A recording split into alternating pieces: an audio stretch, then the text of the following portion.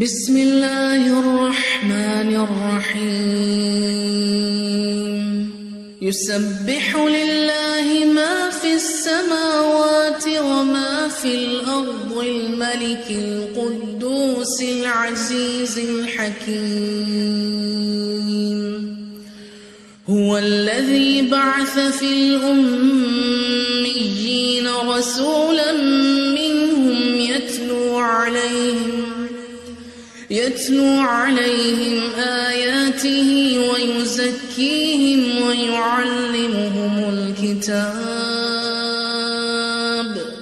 ويعلمهم الكتاب والحكمة وإن كانوا من قبل لفي ضلال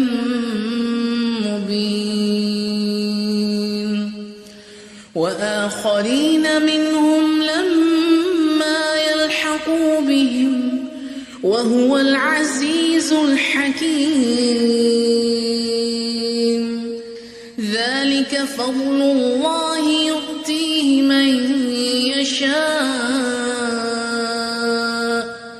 والله ذو الفضل العظيم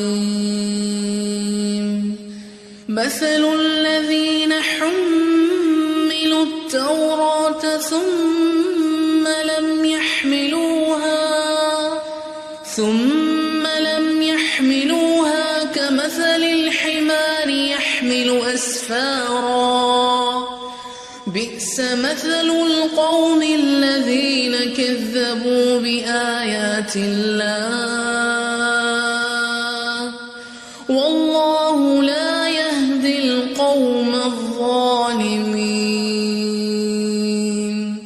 قل يا أيها الذين هادوا إن زعمتم أنكم أولياء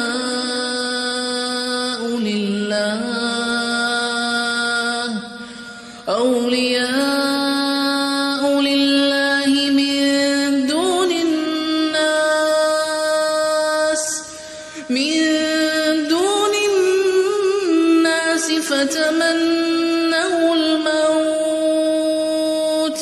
فتمنوا الموت إن كنتم صادقين ولا يتمنونه أبدا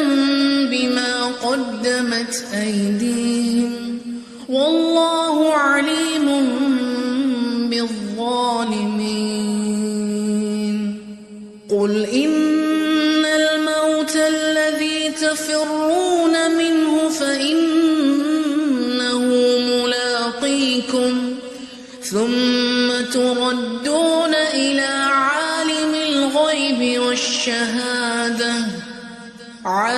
الغيب والشهادة فينبئكم بما كنتم تعملون يا أيها الذين آمنوا إذا نودي للصلاة من يوم الجمعة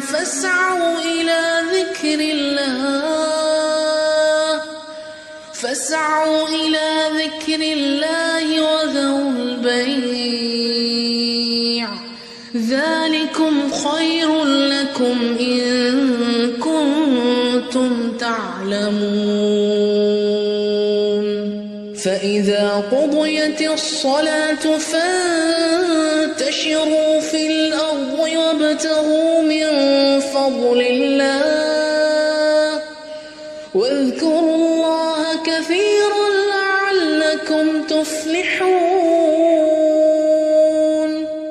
وإذا رأوا تجارة أو لهوا انفضوا إليها وتركوك قائما